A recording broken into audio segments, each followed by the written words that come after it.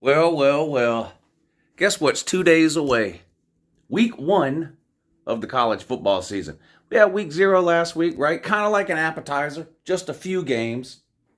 The Wisconsin Northwestern game, or Nebraska Northwestern game did end up being a good game, but not a full slate of games. Not a lot of games to get excited about. Not a lot of great games. But we're 2 days away from Thursday, which is the beginning of week 1. 5 straight days of college football. We've got games Thursday night and Friday night. Of course, you got games all day, afternoon, and night Saturday. You've got LSU, Florida State on Sunday night, and you've got Georgia Tech, Clemson on Monday night. So 2 days away. Time to start previewing and predicting some of these games. And up first, Pitt and West Virginia. That's right, Pitt and West Virginia. The Backyard Brawl. This is a game. This is a true rivalry game. Not one that we have seen the last couple of years, but these teams used to play just about every single year. I'd like to see them get back to that, but they're kicking it off this year. I believe they play again next year. This one's at Pitt, so West Virginia traveling right up the road to Pitt, take on the Panthers in the Backyard Brawl. Pitt, of course, best season last year they've had in a long, long time. West Virginia been driving a struggle bus ever since they ran Dana Holgorsen out of town and settled for a less talented coach, Neil Brown. That is what it is. It's not really the point of this video. Neil Brown is garbage, but that's not the point of this video. And Dana Holgorsen is better. And Houston, where Dana Holgorsen is now, is better than West Virginia. Anyway, that's not the point. I'm not here to irritate the West Virginia fans. Traveling to play Pitt. Pitt's a 7.5-point home favorite. Pitt, of course, lost a lot, particularly on offense, off of last year's team. I believe they lost their leading tight end, I believe. And then, of course, Heisman finalist Kenny Pickett at quarterback, and the Biletnikoff Award winner for the best wide receiver in America, Jordan Addison, transferred to Southern Cal. So Pitt, a little bit of an unknown offensively, at least in terms of how it's going to relate to last year's offense, right? Now, they're not completely starting over at the QB position. They brought in a transfer from Southern Cal, Keaton Slovis. Now, Southern Cal was horrible last year, the worst year Southern Cal's had in 50 years in terms of overall record. But at least they're getting a quarterback with some experience, some starting Power 5 experience. So it's not like they're going with some true freshman or even a sophomore or something who's never started. They're at least getting some starting experience there. I seriously doubt Keaton Slovis, number one, is as good of a quarterback as Kenny Pickett, and I seriously doubt he's going to have as good of a season as Kenny Pickett. That's number one. Number two, they don't have a Jordan Addison or anyone close to him on that team. They just don't.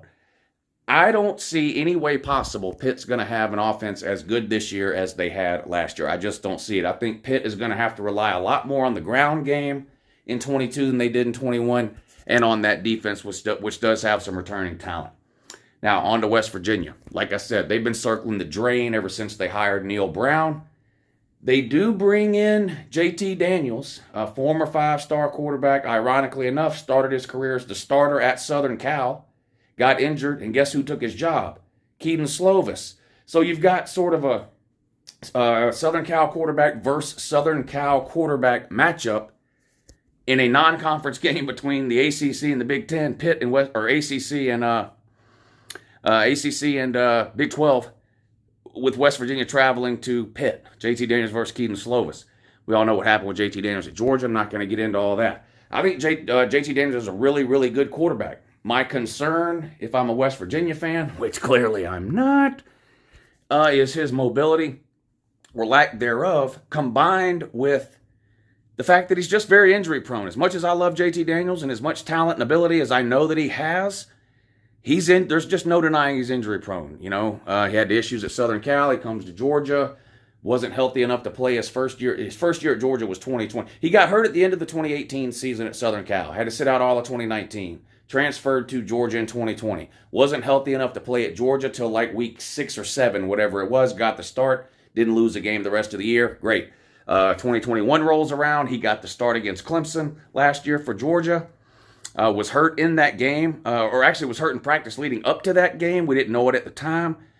Started again the following week, but then got hurt, and it was just a big mess. And then, the Stetson Bennett thing, and JT Daniels never played again. Very injury prone. And West Virginia's offensive line ain't the best around. I mean, that's about the nicest way I can put it. You combine that with the fact that I think, Pitt is going to be more of a defensive team this year. It's hard for me to imagine West Virginia going on the road in this game, week 1, and getting the win at Pitt. Now, I do think this could be a competitive game, and it wouldn't shock me if West Virginia won. If Pitt falls off or drops off from last year a little bit more than I think they will, and West Virginia is able to protect JT Daniels, and they're just a little bit better overall than I think they are, I think it's possible for West Virginia to go on the road and pull the upset. They're a 7.5-point underdog. You know, JT Daniels, even though he's in now on his third team, at least he's reunited with his original offensive coordinator that he had at Southern Cal. So it's not a completely new learning curve for JT Daniels in terms of playbook terminology, familiarity with the OC, things like that. He spent 2 years with him at Southern Cal. So I think that will sort of speed the process along for JT Daniels in terms of him becoming comfortable in that West Virginia offense. This is going to be a good game. I'm excited to watch it. These rivalry games are always kind of a could go either way type of thing. What do they always? Oh, you throw the records out the window in a rivalry game. Well, that's even harder to do this go around because there is no record. This is week 1. We always have certain expectations or thoughts or opinions on what a team is going to be in a given year, and then week 1 comes and goes, and you kind of have to do a recalculation of kind of your overall thought on the landscape of college football. I'm going to go with my gut on this one. I think Pitt is a better team. I've got Pitt ranked in my top 25. I do not have West Virginia ranked in my top 25. The game is at Pitt. I think Pitt wins the game. Now, as far as the spread goes, Pitt minus 7.5. Can they win by more than 7.5 points? They could, but again, I just don't know enough about these teams to feel comfortable in a rivalry game between these two teams to lay 7.5. So for betting purposes, give me West Virginia and the 7.5 points, but I do think Pitt wins the game outright. They start 1-0. Which is pretty important for Pitt because they play Tennessee next week. If Pitt were to lose this game for some reason at home to a not very good West Virginia team and then turn around and they have to host Tennessee next week, then Pitt's 0-2. There's no way. If Pitt loses to West Virginia, there's no way they're beating Tennessee. You just forget it. I don't even think the Pitt fans would argue with me on that. You have to beat West Virginia, I think, for anybody to be willing to even give you a chance to win the following week against Tennessee. So I think maybe a more important game to win for Pitt in terms of what it might mean down the road. Of course, it's a non-con game, so it doesn't have any effect on any conference standings or anyone's ability to make a conference title game. But I don't know. You look at Pitt's schedule and you look at West Virginia's schedule. If Pitt wins this game, I think it's possible Pitt gets to 8, maybe even 9 wins on the season. They've got a pretty favorable schedule.